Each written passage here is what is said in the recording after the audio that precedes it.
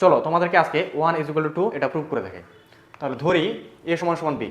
এখন উভয় পক্ষে a দ্বারা গুণ করে পাই, তাহলে এদিকে হচ্ছে a স্কয়ার আর এদিকে হচ্ছে ab। এখন উভয় পক্ষে b স্কয়ার বিয়োগ করে পাই, তাহলে হচ্ছে a square - b square = ab - b square. এখন এখানে a স্কয়ার - b স্কয়ার সূত্র পড়ে, so a + b * a - b আর সমান এখানে b কমন না যায়, সো b * a - b। এখন উভয় পক্ষে a - b যদি আমরা কাটাকাটি করি তাহলে হচ্ছে a + b = b। এখন আমরা ধরে নিয়েছি যে a = b, তাহলে এর পরিবর্তে আমরা b লিখতে পারি, তাহলে b + b = b।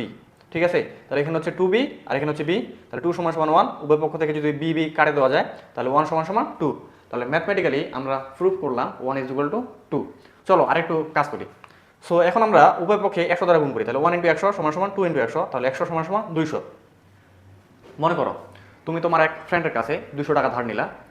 ধার নেওয়ার পর তাকে এটা প্রমাণ করে দেখাইলা যে বন্ধু দেখ 100 = তো 200, এখন তুই আমার কাছ থেকে তাহলে 100 টাকা ফেরত নে। সে কি নিবে? কখনোই না। এটা কি সম্ভব? অবশ্যই না। তাহলে 100 = 200 এটাও ঠিক না, 1 = 2 এটাও ঠিক না। তার মানে বোঝা যাচ্ছে যে ম্যাথমেটিক্যালি যে আমরা প্রুফ করলাম এখানে কোনো না কোনো জায়গায় কোনো না কোনো ভুল হয়েছে, যে ভুলের কারণে 1 = 2 এটা চলে আসে। তাহলে এখন কোন লাইনে ভুল হয়েছে?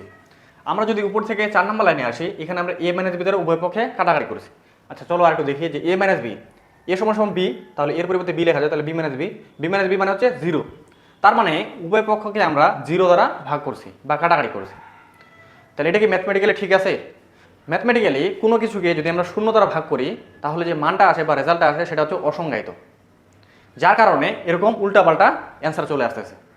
তাহলে এই জন্য এখান থেকে একটা সিদ্ধান্ত নেওয়া যায় যে কাটাকাটি বা ভাগ করার সময় অবশ্যই খেয়াল রাখতে হবে যা দিয়ে ভাগ করতেছি তা 0 কিনা। যদি 0 হয় তাহলে ভাগ করা যাবে না। যদি আমরা ভাগ করি তাহলে এরকম উল্টাপাল্টা অ্যান্সার চলে আসবে।